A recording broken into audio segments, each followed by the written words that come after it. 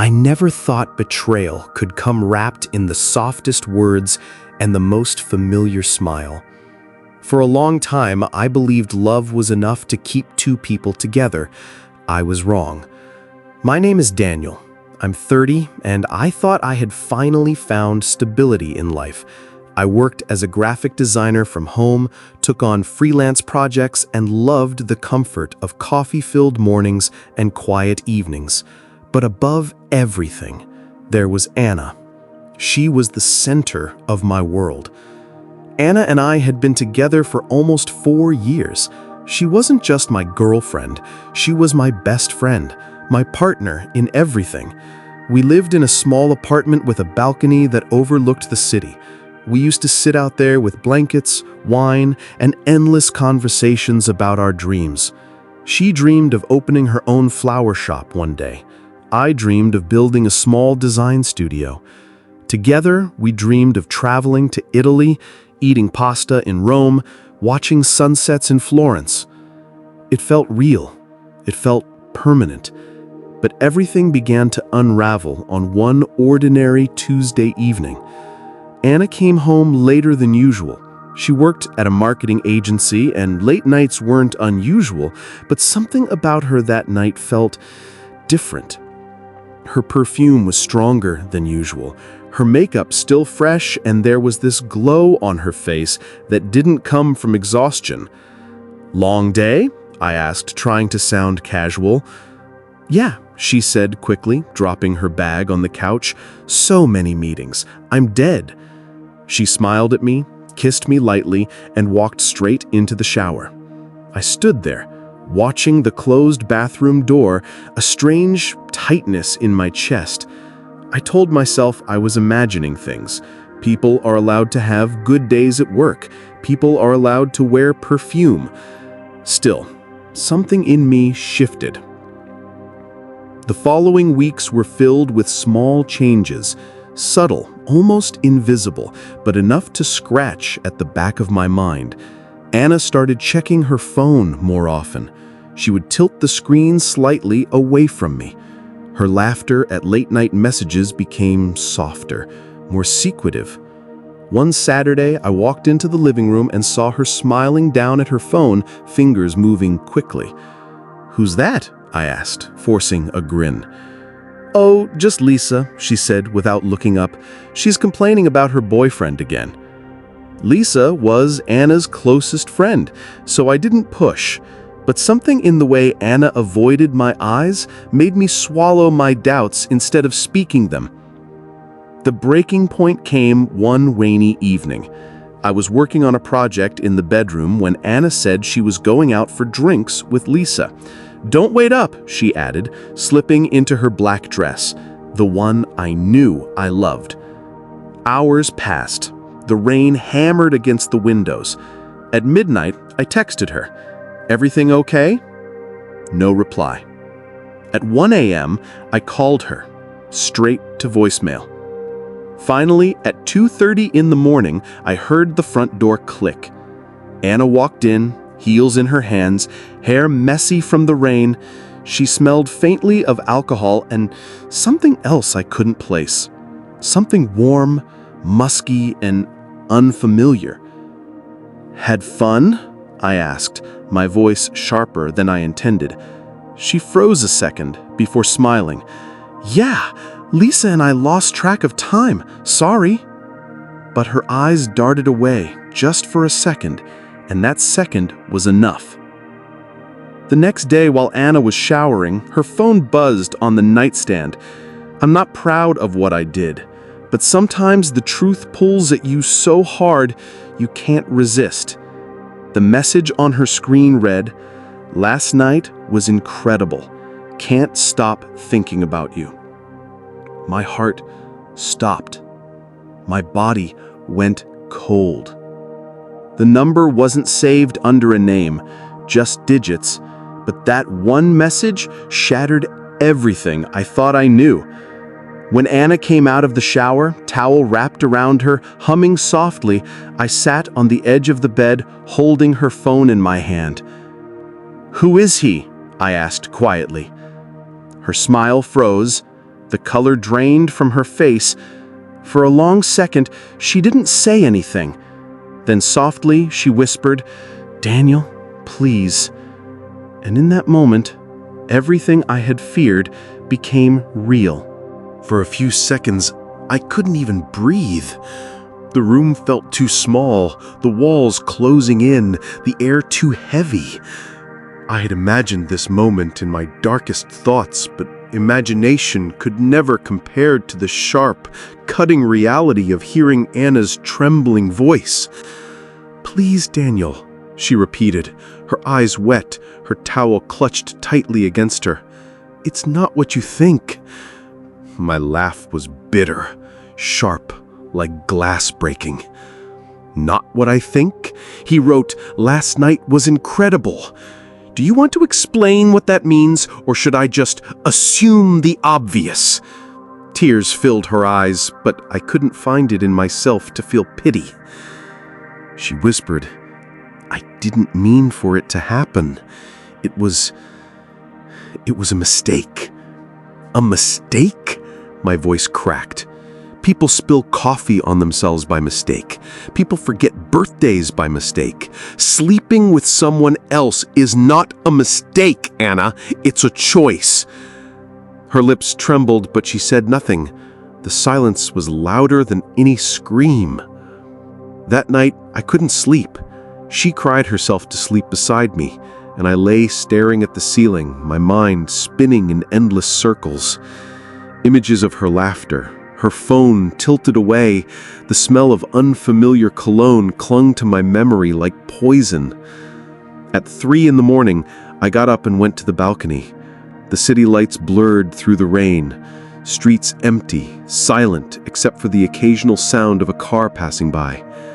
I wrapped the blanket around myself, but the cold came from inside. I thought about the last 4 years, the dinners, the plans, the nights we talked until dawn. Were they real? Or was I blind, imagining stability where there was none? The next morning, I tried to act normal. She made coffee, hands shaking slightly, and I sat at the table, pretending to scroll on my phone. The silence between us felt like a canyon. Finally, I asked, "How long?" She snapped up. "What? How long has this been going on?" She swallowed hard. It's not like that. Answer me, Anna." Her eyes darted to the floor. "A few weeks." The words punched the air out of my lungs. A few weeks. That meant the dinners she smiled through, the nights she kissed me goodnight, she was already splitting her heart in two. Later that day, we sat in the living room, both of us exhausted from unspoken words. I couldn't keep holding it in. "Who is he?" Her hands twisted in her lap. "He's someone from work. A client." Of course, work, late nights, perfume, glowing face, it all connected now.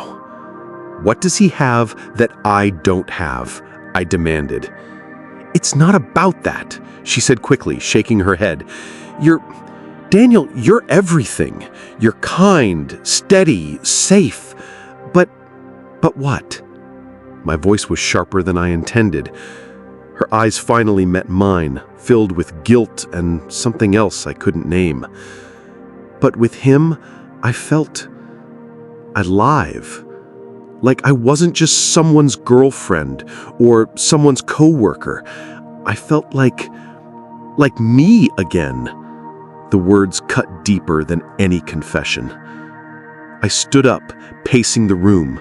"So I wasn't enough. That's what you're saying?" She jumped up too, grabbing my arm. "No, that's not it. Daniel, I love you. I do. I never stopped. But something in me, something I didn't even know was missing, just woke up." I pulled my arm away, heart racing. "You can't love me and do this. Those two things don't go together." Tears streamed down her cheeks. "I'm sorry. I don't expect you to forgive me. I don't even forgive myself. But I swear, I didn't plan this. It just happened." Her words tangled in my chest. I wanted to scream, to throw something, to run out the door. But instead, I just stood there, shaking, trapped between anger and heartbreak. The days that followed were a blur. We moved around each other like strangers living under the same roof. She tried to talk, tried to explain, but I shut down. Every time I looked at her, I saw the message. Last night was incredible. I avoided her eyes, avoided our balcony, avoided everything that reminded me of who we used to be. One evening, my best friend Mark called. "You sound like hell, man. What's going on?" I hesitated, then the words tumbled out. "She cheated on me." There was a long silence on the other end. Then Mark swore softly. "Daniel, I don't even know what to say. Do you want me to come over?" "No," I muttered. "I don't know what I want." But deep down I knew I wanted the old life back. The trust, the simplicity. But I couldn't go back. The glass had shattered. One night, about a week later, Anna sat across from me at the table, her eyes swollen from crying. She whispered, "Daniel, please don't give up on us." "Us?" I laughed bitterly. "There is no us. You broke it." Her voice cracked. "I'll cut him off. I'll quit my job if I have to. Just, please, don't throw everything away." Her desperation was real, and for the first time, I saw her not as a villain, but as a human being who had made a devastating choice. But I couldn't forget. That night, lying in bed, I thought about something my father once told me. Trust is like glass. Once broken, you can glue it together, but the cracks never disappear. And I realized I had a choice. I could try to glue it back, live with the cracks, and pretend they weren't there. Or I could walk away, shattered, but free. I didn't have the answer yet, but I knew one thing. Nothing would ever be the same. The following weeks felt like walking through fog. Every day I went through the motions, working, eating, sleeping. But nothing felt real anymore. Anna kept trying. She left notes on the fridge. "I love you. I'm sorry. Please don't give up on me." She cooked my favorite meals, sat close to me on the couch, reached for my hand. But the warmth that used to exist between us had turned into a cold shadow. Sometimes I almost gave in. When she curled up beside me at night, whispering my name in her sleep, I wanted to believe her love was still enough. But then I'd remember the message, the perfume, the way her eyes had darted away when I asked the truth, and the cracks widened again. One Friday evening, Mark came over with beer. He took one look at me and shook his head. "You look like you haven't slept in a month," he said. "Because I haven't," I muttered. We sat on the balcony, the city glowing beneath us. Mark leaned forward. "You need to decide, Daniel. This halfway thing is killing you. Either you try to fix it with her, or you walk away. But you can't keep bleeding like this." His words stung, mostly because they were true. That night, Anna and I sat across from each other at the dining table, the silence heavy. I finally said, "We need to talk." Her eyes widened, hopeful and afraid at the same time. "Okay." I took a deep breath. "Do you love him?" Her face twisted in pain. No, Daniel, it wasn't about love. It was about me being selfish, weak, stupid." "Do you still love me?" I asked. Tears slid down her cheeks. "Yes, God, yes. I love you more than anything." Her words hung between us, fragile and desperate. But love wasn't the question anymore. Trust was. "I don't know if I can forgive you," I admitted, my voice breaking. "Every time I look at you, I see him. I see the lies. And I don't know if I'll ever stop seeing it." She reached for my hand, but I pulled away. "I'll quit my job," she whispered. "I'll go to therapy. We can go together. I'll do anything, Daniel. Just don't leave." Her desperation was like a knife twisting in my chest. Part of me wanted to take her in my arms, to tell her we'd find a way. But the other part, the part that had been shattered, knew the truth. "I can't," I whispered. Her sob broke the silence. She buried her face in her hands, her whole body shaking, and for the first time, I didn't reach to comfort her. The next morning, I packed a bag. Just the essentials. Clothes, laptop, toothbrush. Anna sat on the couch, pale and hollow-eyed, watching me. "Where will you go?" she asked, her voice barely audible. "To Mark's for now," I said. She nodded, biting her lip to keep from crying. Then, quietly, she said, "I'll wait. I'll wait for as long as it takes." I paused, the weight of her words pressing down on me. But I knew I couldn't make promises I didn't believe in. "Don't wait," I said gently. "Live your life. Find yourself. Because I need to find myself too." Her sob followed me out the door. The weeks that followed were strange. Living at Mark's place felt like limbo. I missed the little things. The smell of Anna's shampoo. The sound of her humming in the kitchen. The way she laughed at stupid jokes. But whenever I thought about going back, the cracks in the glass appeared again. I went for long walks at night, trying to untangle my feelings. Sometimes I wondered if I'd made the wrong choice. Sometimes I wanted to call her. But then I'd remember my father's words. Once broken, trust never looks the same. One evening, months later, I ran into Anna at a cafe. She was sitting by the window, a book in her hands, her hair tied up the way she used to when she was focused. For a moment, I just stood there, staring, my heart aching. She looked up and saw me, her lips parted, surprise flashing across her face. Then she smiled, small, tentative, but real. I walked over. We talked. Polite, careful words.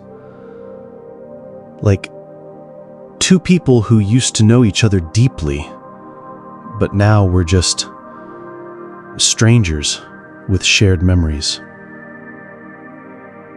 When I stood to leave, she touched my hand. "I'm sorry," she whispered. "I know," I said, and I meant it. I knew she was sorry. I also knew it didn't change what happened. As I stepped out into the night, I realized something. Pain fades. Betrayal leaves scars, but scars are not open wounds. I was healing, slowly, painfully, but healing nonetheless. And maybe, just maybe, one day I'd learn to trust again. Not her, but someone new. Because life doesn't stop for heartbreak. It moves forward, dragging you with it, until one day you wake up and realize the weight has lifted. That night, for the first time in months, I slept without dreams. Thanks for watching. Don't miss the next story.